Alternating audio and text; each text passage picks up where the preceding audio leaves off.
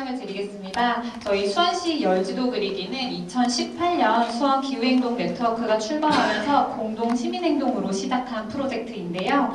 2023년까지 총 6번의 여름을 시민 총 598분이랑 함께 수원시 곳곳의 온도를 측정을 했고 그 데이터들을 모았습니다. 오늘 토론회는 그 6년 동안 진행한 열지도 그리기 프로젝트를 한번 짚어보고 앞으로의 열지도 그리기가 어떠한 비전과 방향을 가지고 갔으면 좋겠는지 다 같이 이야기 나누기 위해서 마련된 자리이고요. 오늘 토론회에서 나온 의견과 내용은 잘 정리해서 앞으로 진행될 열지도 그리기에 반영을 해서 진행을 하도록 하겠습니다. 그럼 토론회 진행에 앞서 잠시 진행 순서에 대해서 말씀드리겠습니다. 먼저 최성경 수원시 기후변화 체험교육관장님 인사 말씀을 시작으로 이인신 수원 기후행동 네트워크 운영위원장님과 정희원 수도권 기상청 주무관님의 발제를 듣고요. 그 다음에 최영 한살림 수원 이사님의 전담으로 이득형 그린 트러스트 이사장님, 이혜영 시민대표님, 그리고 김현정 기후위기 교육 비상행동 공동실행위원장 님과의 토론을 진행하도록 하겠습니다. 네. 그리고 자료집은 저희가 책자로도 인쇄를 해 놓았지만요. 많이 인쇄해 놓지는 않았고요. PDF 파일로도 같이 준비를 했습니다. 벽면에 부착된 자료집 QR코드를 접속하시면 파일 확인이 가능하십니다. 참고해 주시면 되시고요. 저희 오늘 못 오시는 분들 중에서 이거 온라인으로 송출을 해달라라는 문의들이 있었는데요. 그래서 저희가 오늘 이 토론회는 녹화를 해서 유튜브에 저희 기관 유튜브에 게재를 할 예정이오니 참고 부탁드리겠습니다. 그러면 시간 관계상 국민의례와 애국가세창은 생략하도록 하겠습니다. 네, 그러면 최성경 수원시 기후변화 체험교육관 관장님의 인사 말씀 듣겠습니다.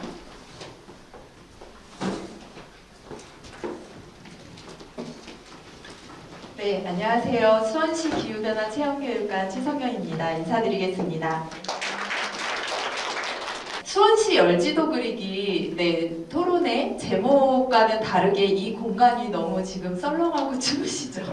네, 저희가 10년 동안 아무 이상 없이 너무나 잘 싸우던 지열 발전이 하필이면 이 열지도 그리기 토론회에 맞춰서 고장이 났습니다. 그래서 지금 수리 중에 있고 이렇게 추운 공간에서 1시간, 2시간 정도 가량 진행되는데 양해 부탁드리고 좀 좋게 이해해 주시면 저희가 잘 고쳐서 또 앞으로 10년 잘 쓸 수 있도록 이상 없게 공사하도록 하겠습니다.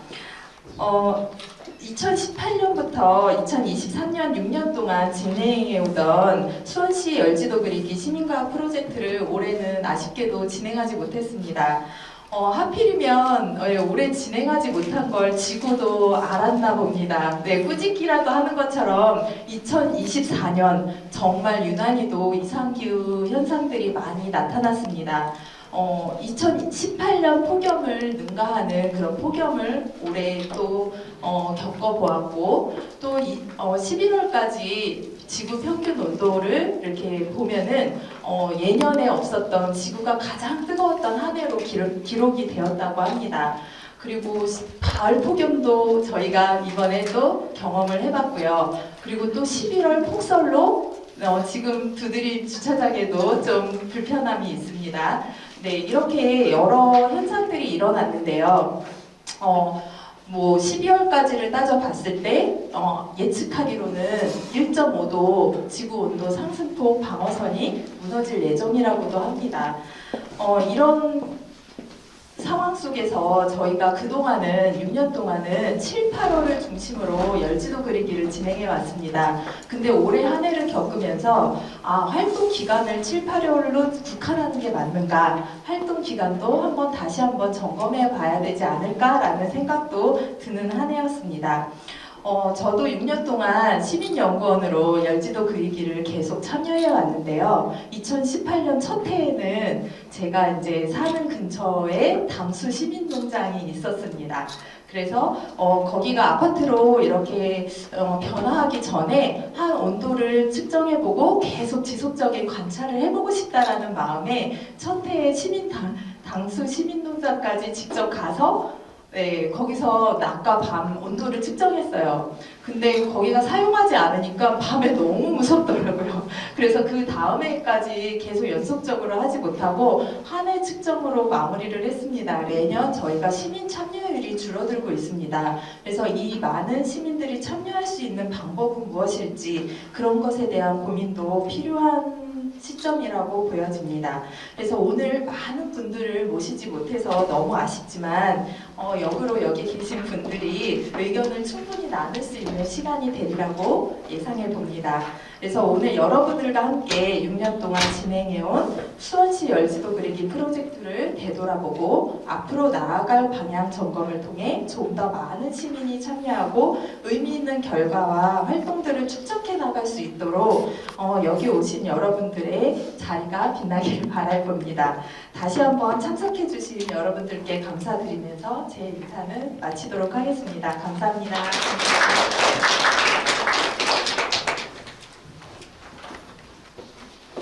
네, 그러면 첫 번째 순서로 이인신 수원기후행동 네트워크 운영위원장님의 수원시 열지도 그리기 시작 시기와 현재 기후위기의 차이 및 그리고 앞으로 나아갈 방향에 대해서 발제해 주시겠습니다. 박수로 맞아주세요.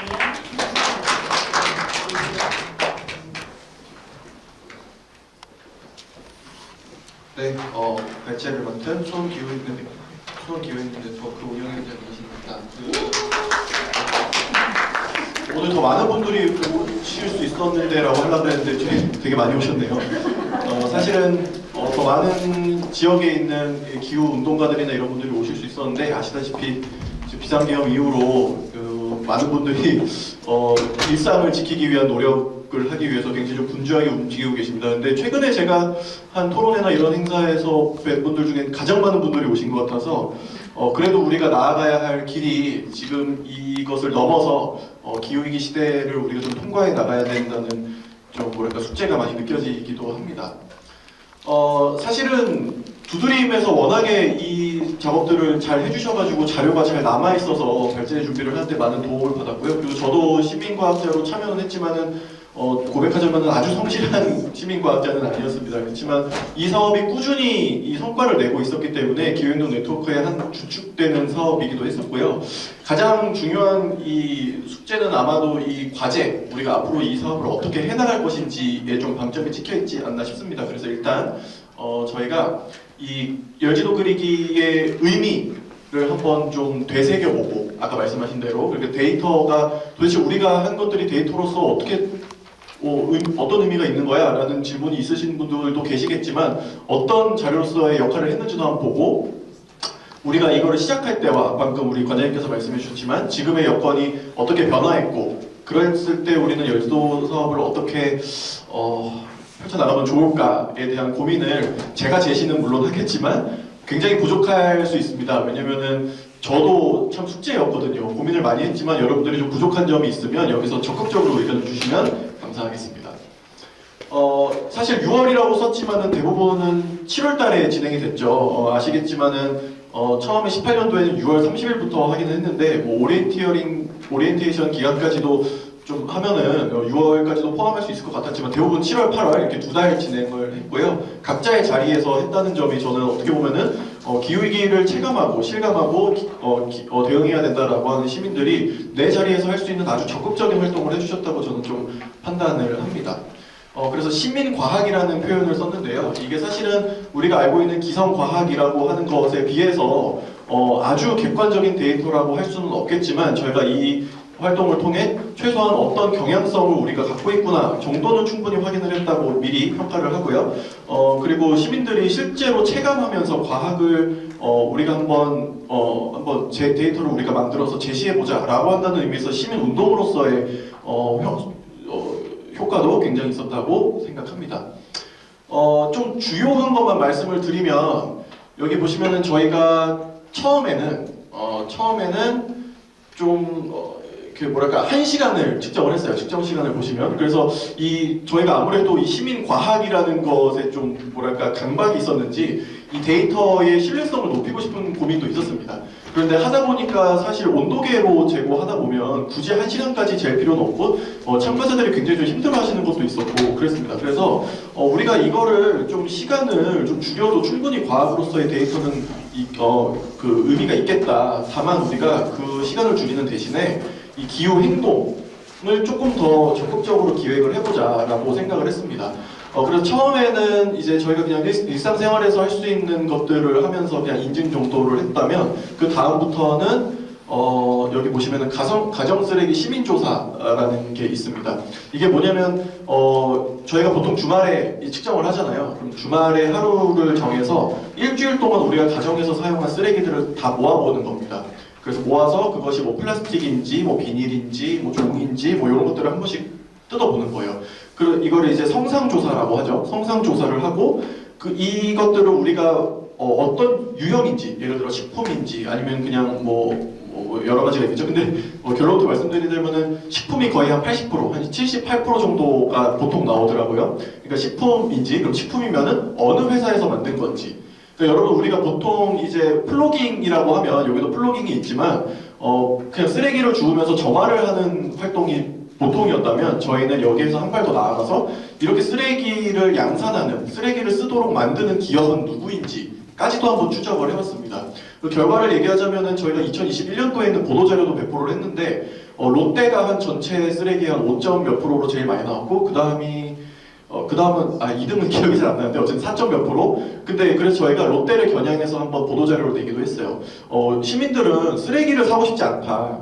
예를 들어 여기는 뭐 카메라가 있지만 괜찮겠죠? 롯데 샌드를 먹는다고 치면은 롯데 샌드에 이제 뭐 박스만 사도 되는 거를 거기에 앉아있는 개별 포장 종이까지, 비닐까지 우린 사고 싶지 않다라는 것을 좀 표현해보고 싶었어요. 그래서 보도자료도 배포를 했었고 이것을 어쨌든 저희가 그 봉사활동 점수 시간을 부여해야 되기 때문에 인증을 했어야 됐습니다. 그래서 이 성상조사를 하는 모습, 그리고 저희가 온라인 폼을 만들어서 이름 적고 뭐 이렇게 인적사항 잠깐 적고 사진 업로드하고 성상조사하는 것들을 이렇게 체크하는 그런 온라인 폼도 만들었었고요.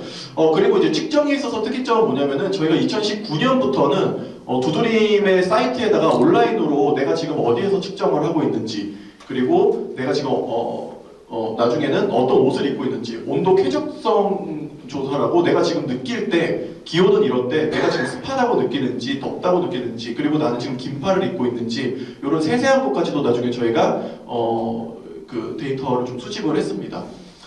예. 그래서 이제 데이터를 근데 잠시만요. 이걸 빼먹었구나. 또 과제로 있는 것 중 하나가 여기서 가장 두드러지는 건 사실은 참여 인원입니다. 2021년 이후에 갑자기 참여자가 굉장히 줄었죠. 저희가 방금 말씀드린 그 봉사활동 시간 점수를 부여를 하고 있었는데 최근에 입시에서 봉사활동이 크게 분별력이 없어지면서 많은 분들이 좀 청소년분들이 저희 되게 많이 해주셨는데 청소년분들이 참여가 좀 줄어들면서 저희도 되게 많은 고민에 사실 지금 빠져있는 상황입니다. 그래서 저희 기후행동 네트워크나 두드림에서만 고민해서는 안 되는 문제고 이걸 어떻게 하면 조금 더 확산시킬 수 있는지 혹은 이거의 의미를 더 어떻게 높일 수 있는지에 대해서 좀 같이 머리를 맞대주십사 하는 부탁을 좀 드립니다. 네, 일단은 매년 했던 것보다는 조금 두드러지는 곳들만 봤어요. 자료집에는 흑백으로 되어 있어서 잘 안 보이시겠지만 일단 처음 두 가지만 말씀을 드리면 파란색이 이제 수원시의 데이터입니다. 근데 이제 나머지가 이제 구별로 저희가 수집한 자료인데요. 첫 번째는 경향성이 그래도 제법 수원시의 공식 과학 데이터와 비슷하다는 것을 알 수 있습니다. 그리고 또 하나는 8달구가 좀 계속 보시면 아시겠지만 좀 튑니다.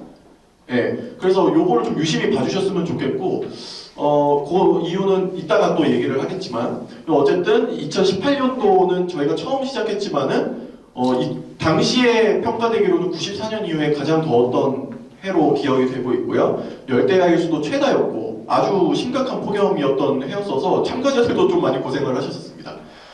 예, 이것도 봐주시면은 8달구가 초록색이거든요. 조금 튑니다. 그러니까 이때는 이게 2021년인데요. 2020년은 19년, 20년은 지금 별로 이렇게 저희가 일부러 좀 뺐습니다. 원래 있는데 왜냐면 2020년도에는 기온보다는 장마가 워낙 심했던 해였어가지고 기온 자체는 좀 낮았는데 2021년도에는 또 굉장히 좀 더운 7월 중순 이후로 덥고 습한 공기가 유입되고 또 무더위가 거의 찜통 더위가 이어졌었고요. 보시는 대로 여기도 수원시의 저 파란색 경향성과 제법 일치한데 팔달구가 조금씩 튄다 정도를 좀 유념해 주시면 감사하겠습니다. 2023년도 저희가 이제 마지막으로 했던 작년이었죠. 기록적인 호우가 있었어가지고 굉장히 많은 분들이 피해를 보셨죠. 그리고 당시에 기억하시겠지만은 기사에도 났지만 또 반지하에 사시던 분들이라든지 이런 분들이 수해 때문에 또 목숨을 잃기도 하는, 그래서 우리가 기후 위기를 또 실감하는 해이기도 했습니다. 여기도 보시면은 입에 색깔이 바뀌었죠. 팔달구가 조금 이제 튀고 있다는 거 염두해 주시면 감사하겠습니다. 저희가 이거를 해봤는데 확실히 불투수층의 온도값이 낮에는 좀 낮게 나왔습니다. 그래서 우리가 그냥 일반 상식으로 알고 있었던 좀 뭐랄까 포장되지 않은 곳이 더 기온을 열섬 효과를 좀 낮춰주는 효과를 한다라는 것을 저희가 좀 같이 확인을 했고요. 아까 팔달구가 조금 튄다고 했는데 아무래도 구도심이 있고 수원역이라든지 팔달문이라든지 교통량이 굉장히 많은 곳, 그리고 좀 뭐랄까 그 구도심에서 좀 빽빽하게 도시가 좀 계획된 곳에서 좀 온도값이 높게 나왔습니다. 그리고 보시다시피 광교저수지, 광교산, 칠보산, 황구지천 이런 데는 조금 낮게 나왔고요. 그리고 불투수층이 좀 밤에 주변보다 높게 나타난다고 되어 있는데 저희가 예상하기로는, 저희가 분석하기로는 불투수층이 낮에 이제 흡수했던 열들을 머금고 있다가 이제 밤에 조금씩 이렇게 내뿜으면서 주변보다는 조금 높게 나타났다라고 판단하고 있습니다. 이게 이제 수원시에서 하는 거고요. 수원시에는 제가 알기로 이제 두 군데 있는 걸로 아는데, 수원시에서 했던 것은 서쪽이 굉장히 아무래도 개발이 좀 덜 되어 있다 보니까 낮은데, 조금 더 저희 데이터가 기상청에서 나와 있는데 죄송합니다. 많은 곳에서 하다 보니까 확실히 이 도심 주변이 개발이 많이 되어 있고 차량 이동량이 많다 보니까 온도가 조금 더 굉장히 높게 나타나고, 이 불투수층이라고 했습니다. 개발이 덜 된 곳이 낮게 나타나는 것을 시민들과 함께 확인했다는 점에서 굉장히 의미가 있다고 생각을 합니다. 그래서 저희가 만든 이 데이터를 토대로 서울대학교에서도 활용을 했고 경기연구원에서도 시민과학을 어떻게 활용할지 연구할 때도 썼었고요. 두드림에서 이제 학교 연계 활동을 할 때 학교에도 사례 전파를 하면서 시민과학의 의미를 많이 좀 높이 있는 성과가 있었습니다. 이제 이런 활동을 하는 과정에서 우리가 아까 말씀하신 것도 있었지만은 당시에 시작할 때까지만 하더라도 파리 기후협약이 체결이 되면서 사실 환경운동 쪽에 있던 분들은 이제 엄청 큰 변화가 있을 거야라는 낙관이 조금 있었습니다.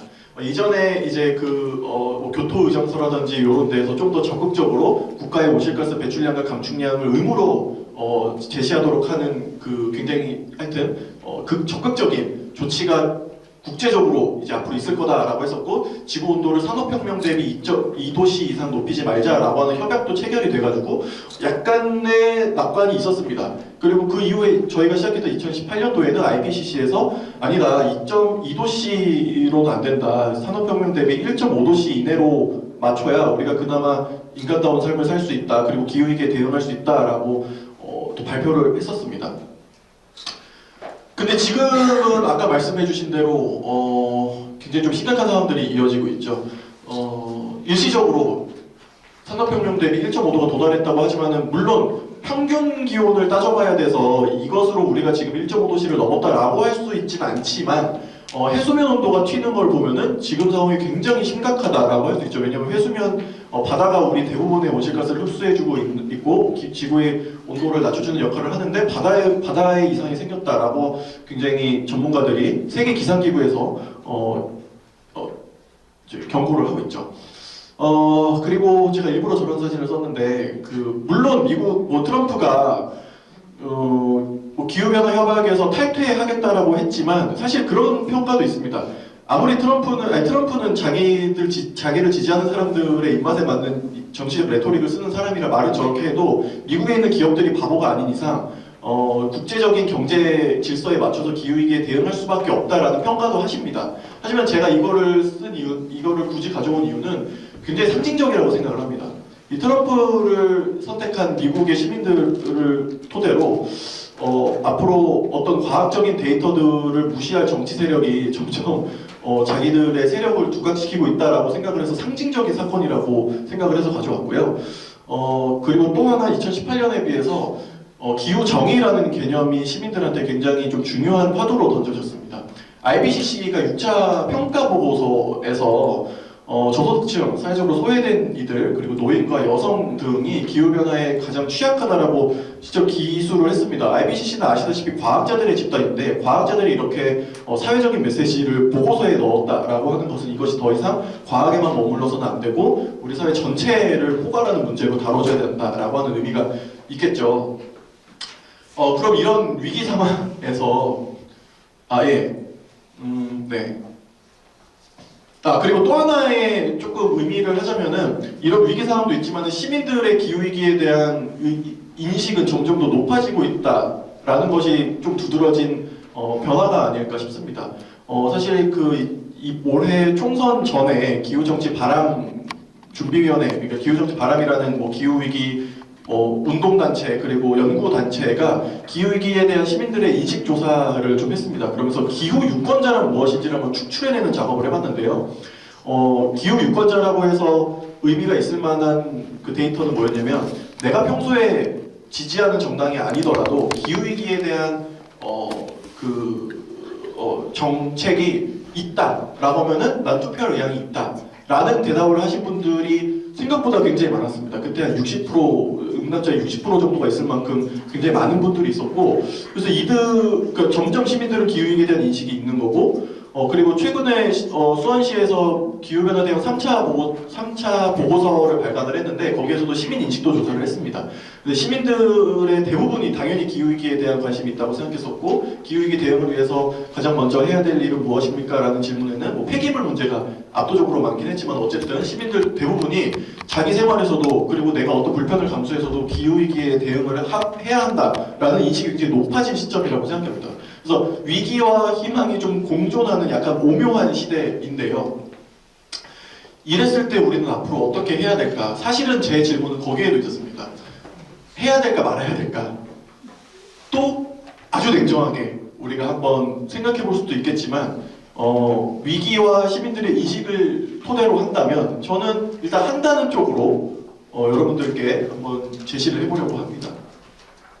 아까 말씀드린 대로 자원봉사 시간이 이게 부여기 준 이건 잘못 쓴 거고요. 분별력이 없어지면서 굉장히 좀 사람들을 모으기가 어려워진 여건이 있습니다. 그렇다면 우리는 시민과학의 데이터로서의 질을 향상시킬 거냐, 아니면 기후 시민을 양성하고 발굴해내는 것에 더 방점을 찍을 거냐. 저는 둘 다 하면 좋겠지만 선택과 집중을 한다면 뭘 할지도 사실은 고민입니다. 그래서 일단 두 개를 다 던져보자면, 데이터의 질을 향상하기 위해서라면 우리가 지금 양이 좀 적다면 공간을 좀 좁혀서 아주 좁은 공간에서 투수층과 불투수층을 나눠서 같이 한번 측정을 해보면 어떨까? 물론 이건 도박일 수 있습니다. 별로 차이가 안 날 수도 있지만, 저희가 도시 안에서 녹지와 개발지, 그러니까 훼손지와 기훼손지의 차이를 이번 6년 동안 확인을 했다면, 좁은 공간에서의 훼손지와 기훼손지는 어떤 차이가 있는지를 한번 측정을 해보면 어떨까라는 생각을 해봤습니다. 그렇게 되면 우리가 실제로 이렇게 이사님께서 얘기해 주실 수도 있겠지만, 수원시 녹지의 대부분은 아파트, 공공주택에 있다고 하면은, 아파트를 앞으로 수원시에서 만약에 개발을 한다고 하더라도 녹지 비율을 높이고 어떻게 하면 더 자연을 최대한 훼손하지 않으면서 이 도시를 계속 영위할 수 있는지까지 연결시킬 수 있지 않을까라는 좀 고민을 해봤고요. 네. 그리고 또 하나는 기후 정의 측면으로 한번 접근을 해볼까. 아까 말씀드린 대로 팔달구에 사실 구도심이라고 했지만은 거기가 대부분의 좀 고령화된 지역이기도 하고, 우리가 흔히 얘기하는 속된 말로 이제 쪽방촌이라든지 이런 데도 좀 분포해 있다면, 두 그룹으로 나눠서 아파트 녹지가 좀 충분히 있는 곳의 기온과 굉장히 밀집되어 있는 과밀되어 있는 쪽방촌이라든지 이런 데를 한번 재서 같이 한번 비교를 해보면 어떨까라는 생각도 좀 해봤습니다.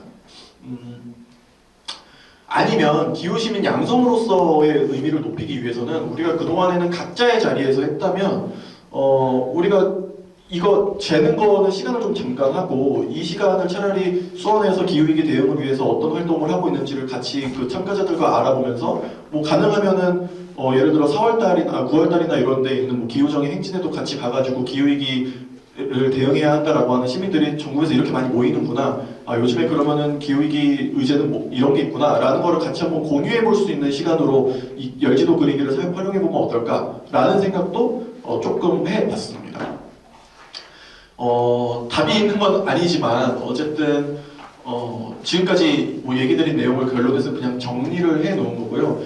가장 중요한 것은 기후위기라고 하는 현실적인 우리를 뭐 물가 인상이라든지 뭐 이런 것도 있지만은 실제로 불평등으로 인해서 사회적인 인프라들을 우리가 영위할 수 없어지는 것들, 예를 들면은 계속해서 온실가스를 많이 배출하는 사람들은 그대로를 유지하고 자꾸 줄이려는 우리들은 그 피해가 자꾸 커지고 그 우리들뿐만이 아니라 우리 안에서도 소득 수준에 따라 혹은 성별에 따라 혹은 장애인인지 비장애인인지 따라 이 기후위기에 대한 영향이 굉장히 다 다른데 이것들을 같이 시민들과 공유할 수 있는 활동으로서 이 열지도 그리기가 좀 더 발전하면 어떨까라는 고민에서 한번 제시를 드려봤고요.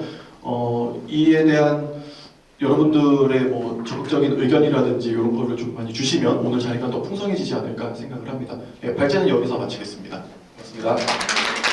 저희가 열지도 그리기를 하면서 이제 기후행동 실천을 같이 했다는 게 저희 시에서 저희가 진행하는 열지도 그리기만의 특징이 아니면 특징인데요. 이 부분에 대해서 다양한 행동들을 실천을 했는데 저희가 별도의 시간을 오늘 잡지는 못했는데 그 부분을 잘 짚어주셨던 것 같습니다. 네, 앞으로도 열지도 그리기가 단순 온도 측정으로 끝나는 것이 아니라 시민들 인식이나 행동 변화에도 선한 영향을 줄 수 있도록 발전할 수 있도록 노력하도록 하겠습니다. 네, 그러면 다음으로는 정희원 수도권 기상청 주무관님의 수원시 열지도 그리기 측정 데이터와 수원시 기후변화와의 연관성에 대해서 발제를 해주시겠습니다. 박수로 맞아주세요.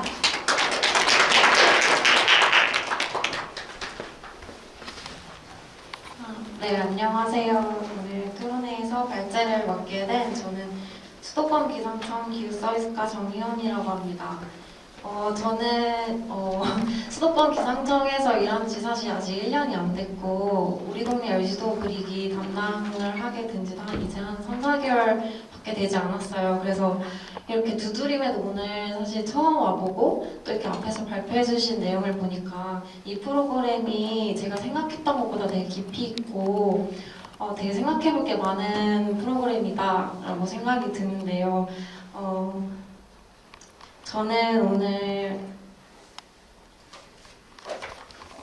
이제 제가 발표할 내용은 이제 수도권 기상청에서 운영하는 우리 동네 열지도 그리기 프로그램이 무엇인지에 대해서 간단히 말씀드리고 올해 수원시 여름철 기온은 어땠는지 기온 특성에 대해서 말씀드리겠습니다. 그리고 마지막으로는 수원시 참가자분들의 관측과 분석 내용과 함께 기후변화와는 어떠한 연관성이 있는지에 대해서 말씀드리려고 합니다.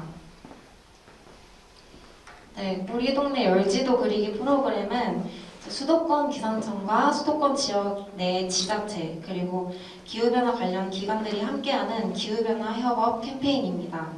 이 프로그램은 참가자들이 여름철에 본인이 살고 있는 동네의 기온을 직접 측정하고 우리 동네 열지도를 완성해보고 지역 기후변화와 기후 전망을 확인해보며 기후변화를 체감하는 프로그램인데요. 수도권 기상청은 기상청에 대한 이해도 향상, 지역 기후변화 인식 제고, 시민 참여 기후 환경 정책 수립이라는 목표를 두고 이 프로그램에서 참가 기관을 대상으로 기후변화 과학 교육을 진행하고 프로그램 참가자들이 관측한 기온값을 분석하여서 분석 자료 등을 제공해드리고 또 직접 가서 발표를 하고 있습니다. 프로그램 운영 일정에 대해서 간단히 말씀드리자면 3월, 4월에는 이제 수도권 지역의 지자체와 기후변화 센터 등을 대상으로 참여기관 수요 조사를 합니다. 5월에는 참여기관을 선정하고 참여기관 담당자를 대상으로 설명회를 진행하여서 이제 이 프로그램이 어떻게 진행되는지 운영 일정과 운영 방식 등에 대해서 안내를 해드립니다. 그럼 5월, 6월에는 각 참여기관들은 이제 각자의 홍보를 통해서 참가자들을 모집합니다. 7월에는 이제 참여기관 담당자들을 대상으로 오리엔테이션을 여는데요. 이때 저희는 기후변화 과학 교육을 하고 기온 관측 방법에 대해서 이제 설명을 해드립니다. 이후에 7월부터 9월은 이 프로그램이 가장 중요한 시기죠. 참여 기간은 참가자들의 기온 관측을 진행하고 관측값을 정리하여서 저희 기상청으로 제공을 해줍니다.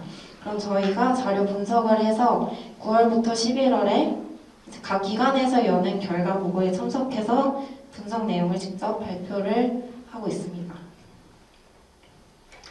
이 프로그램은 2018년도부터 지금까지 매년 진행되어 왔는데요. 2018년 두드림에서 진행한 것을 시작으로 하여서 점점 더 많은 기관들이 참여를 해주고 계십니다. 올해는 총 6기관이 참여해 주셨는데요. 두드림에서는 감사하게도 2018년부터 매년 참여를 해주셨습니다. 특히 두드림은 다른 기관과 다르게 저희에게 참가자 기온값과 함께 기온 측정 결과를 자체적으로 그래프와 표로 정리해서 보내주셨습니다. 이제 그러면은 저희는 보내주신 관측값을 토대로 열지도를 완성하고 과거부터 현재까지의 수도권의 기온 특성과 이제 SSP 시나리오를 통해 예측한 수원시의 기후 전망을 제공해 왔습니다. 지금까지는 프로그램에 대한 전반적인 얘기였다면 다음은 수원시 여름철 기온 특성에 대해서 말씀드리겠습니다. 이 내용은 프로그램 결과 보고일 때 저희가 직접 이렇게 제공을 해드리는 내용입니다. 다음 보시는 그림은 수도권 지역의 지상 기상 관측망도인데요. 수도권 지역 서울, 경기, 인천에는 이제 기상청 관측 장비가 아소스와 AWS 합쳐서 총 110개가 있습니다. 기상청에서 발표한 기후 통계 분석값들은 모두 아소스라는 중간 기상 관측 장비 관측값을 토대로 합니다. 오른쪽에 보이시는 지도는 아소스의 위치를 나타내는 지도인데요. 수도권 지역에는 아소스가 총 9개가 있는데 그 중에 수원도 여기에 포함이 됩니다. 기상청은 기상관측표준화법에 따라 관측 지점을 정하고 지상 1.5m의 높이의 기온을 관측하고 있습니다. 수원 아소스는 권선로 276인 여기 바로 옆에 저희 수도권 기상청 건물 옆에 위치하고 있습니다. 오늘 제가 말씀드릴 수원시 여름철 기온 특성도 이 아소스 값을 통계 분석한 내용입니다. 연속적으로 관측 자료가 나오기 시작한 1973년부터 2024년까지 수원의 여름철 기온을 살펴보면 여름철 최고 기온은 2.2도, 평균 기온은 2.1도 상승하였습니다. 매년 더웠던 여름, 좀 덜 더웠던 여름이 있었지만 꾸준히 기온이 상승을 하고 있는데요. 특히 1994년과 2018년도에는 고온 현상이 뚜렷하게 나타났습니다. 올해 2024년은 수원은 평균 기온 25도, 평균 최고 기온 29.4도로 1994년과 2018년 기록을 넘지는 못했지만 수원을 포함한 수도권 여름철 평균 기온은 역대 1위를 기록하였습니다. 다음은 수원의 폭염 발생 일수입니다. 폭염 일수는 일 최고 기온이 33도 이상인 날의 수인데요. 1973년부터 현재까지 수원의 연평균 폭염 일수는 8.8일이었습니다. 그래프에서 보듯이 폭염 일수는 증가하는 경향이 있습니다. 폭염이 많이 발생한 해는 2018년 1994년으로 2018년에는 38일, 1994년에는 26일 발생하였습니다. 올해 수원의 폭염 일수는 29일로 역대 2위를 기록하였습니다. 다음은 열대 일수인데요. 열대 일수는 전날 18시부터 다음날 9시까지 최저기온이 25도 이상인 날의 수입니다. 1973년부터 현재까지 수원의 연평균 열대 일수는 8.1일이었습니다. 그래프에서 보듯이 열대 일수 또한 증가하는 경향이 있는데요. 올해 2024년 수원의 여름철 열대 일수는 32일이었습니다. 열대 일수 1위를 기록했던 1994년 다음으로 가장 많이 발생하여서 역대 2위를 기록하였습니다. 올해는 참 이례적인 해였는데요. 올해 추석 굉장히 더웠죠. 이제 보통 7, 8월에 발생을 하고 9월에는 거의 발생하지 않았던 폭염과 열대야가 올해는 9월에도 많이 발생을 하였습니다. 유독 더웠던 해인 1994년과 2018년도에도 폭염과 열대야는 9월에 거의 발생하지 않았는데 올해는 9월에만 폭염이 6일, 열대야가 5일 발생하였습니다. 이제 이런 현상들을 통해서도 오랜 기간 내에 걸쳐서 형성되는 기후의 특성이 크게 변화하고 있다는 것을 알 수 있습니다. 네, 이제 다음은 두드림 참가자 기온 관측값 분석 내용에 대해서 말씀드리고 마지막으로 기후변화와의 연관성에 대해서 말씀드리겠습니다. 다음 보이는 그림은 두드림 참가자들의 관측값을 구별로 나누고 평균을 내어서 완성한 2021년부터 2023년도 열지도인데요. 저희가 곧 별가공회 전에 참여기관에 제공해드리는 자료입니다. 수원시 참가자분들은 하루에 2번 14시와 21시에 기온 관측을 해주셨는데요. 구별로 낮과 밤 평균을 내어서 가장 기온이 높은 구는 빨간색, 그 다음으로 주황색, 노란색, 연두색으로 표현을 해봤습니다. 21년은 낮과 밤 모두 비슷한 온도 분포를 보였지만 22년은 낮에는 북부 쪽이, 밤에는 남부 쪽이 기온이 높은 형태를 보였습니다. 작년은 낮과 밤이 유사하게 북동쪽 기온이 높고 남서쪽이 낮은 형태를 보였습니다.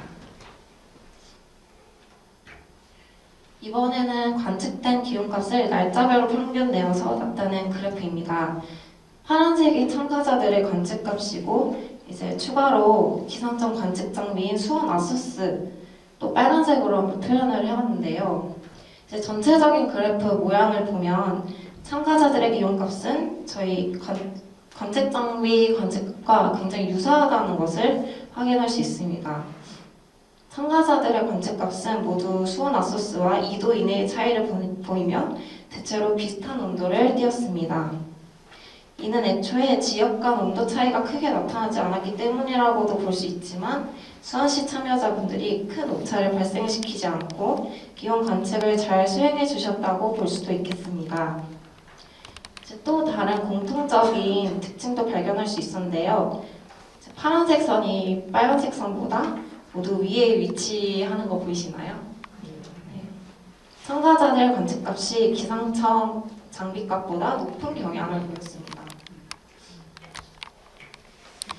이제 이는 관측 환경의 차이 때문이라고 할 수 있는데요. 기상청 아소스의 경우는 기온을 지상 1.5m 높이에서 관측하지만 참가자들은 아스팔트 위나 1.5m보다 낮은 곳에서 관측을 해서 지면의 열 영향을 받아 더 높은 기온이 관측됐다고 볼 수 있습니다. 제가 이 토론회 발제 부탁을 받고 이 주제에 대해서 과연 어떻게 풀어나가야 되나 고민이 많이 됐는데요. 왜냐면 사실 이제 참가자들이 직접 관측한 기온값은 곧바로 기후변화와 이렇게 직접적인 연관성을 가지는 것은 아니기 때문입니다. 이제 직접 기온을 관측하는 것도 중요하지만 이제 그 이후에 저희가 제공해드리는 동네 여름철 기온 특성과 기후 전망 자료 해석을 통해서 이제 참가자들이 스스로 기후 변화에 대해서 생각을 하고 나는 이번에 기온을 관측하니까 이렇게 나왔는데 내가 만약 과거에 살았다면 1970년도에 살았다면 그때는 어떤 기온이 나왔을까? 내년에는 어떻게 관측이 될까? 지금 50년 동안 2도가 올라서 폭염과 열대가 이렇게 많이 증가를 했는데 그러면은 미래에는 얼마나 더 많이 증가를 할까? 이런 생각들을 직접 해보는 것이 이 프로그램의 취지가 아닐까 생각이 드는데요. 하지만 이 프로그램이 두드림 참가자들에게 좀 더 뜻깊은 의미를 전달할 수 있다고도 생각이 듭니다. 그 이유는 이제 실제로 기상청에서는 여러 기후값들을 발표하고 있는데 이 기후값들은 여러 지역의 관측값들을 모두 합쳐서 이렇게 통계를 내는 게 아니라 수도권 지역에서 단 6개의 지점, 서울, 인천, 수원, 강화, 이천, 양평의 자료를 갖고 통계를 냅니다. 따라서 수원시 참가자들에게 이러한 내용을 말씀드리면 이제 내가 직접 관측한 우리 동네의 기후값이 더 나아가 수도권의 기후값이고 더 나아가서는 우리나라의 기후값이다라는 것을 확인할 수 있다면 이는 참가자들에게 내가 당장 이 기후 변화를 막기 위해서 우리 동네 기온 극심한 변화를 막아야겠다라는 생각으로 이어져서 탄소 중립 기후행동 실천을 확산시키는 이야기가 될 수 있지 않을까 생각이 듭니다. 내년에도 저희 수도권 기상청은 이 프로그램을 계속해서 진행할 예정인데요. 이제 내년에도 두드림에서 많은 관심 가져주시고 꼭 참여해 주셨으면 좋겠습니다. 네, 감사합니다. 네, 감사합니다. 저희가 2018년 처음 열지도 그리기 시작할 때 기상청에 이제 데이터 자문을 요청을 드렸었는데요. 기상청은 당시에도 조금 우려했던 게 기상청의 관측값은 아까 말씀드렸던 대로 특정 그 조건이 필요한데 저희가 측정하는 거는 그냥 도심 내에서 측정을 하는 온도값이어서 분명하게 이제 기온값과 저희가 측정하는 온도에는 차이가 있다라는 거에 대해서 꼭 인지를 해주셨으면 좋겠다라고 기상청에서 여러 번 말씀을 해주셨어요. 그래서 저희도 사실 이 데이터가 그래서 실제로 의미가 있는가라는 고민을 많이 했었는데 때마침 서울대학교에서 이제 이 데이터들을 가지고 도심의 현열이라고 표현을 하더라고요. 서울대학교에서는 그래서 현열을 측정하는 연구를 하고 있다라고 해서 이제 거기에서 한 번 더 데이터를 검증을 해주셨고 이 데이터들이 그래도 유의미하다. 아까 전에 주무관님이 보여주셨던 그래프처럼 이제 수원에서 측정하는 값과 그리고 시민들이 측정하는 값이 비슷한 경향성을 보이고 이 데이터들이 도심 내에 실제로 도심에서 뭐 차량이라든지 에어컨 실외기라든지 건물에서 발생되는 열로 인해서 도시의 온도 변화를 이야기한다라는 거에 대해서 의미가 있다라는 답변을 받아서 저희가 또 거기에 힘입어서 더 열심히 열지도 그리기를 진행을 하고 있습니다. 네, 그러면 저희 잠시 쉬는 시간을 가질 텐데요. 쉬는 시간 갖기 전에 사진 촬영을 한번 하고 쉬도록 하겠습니다. 참석하신 분들은 스크린 앞으로 나오셔서 사진 촬영에 임해주시면 감사하겠습니다.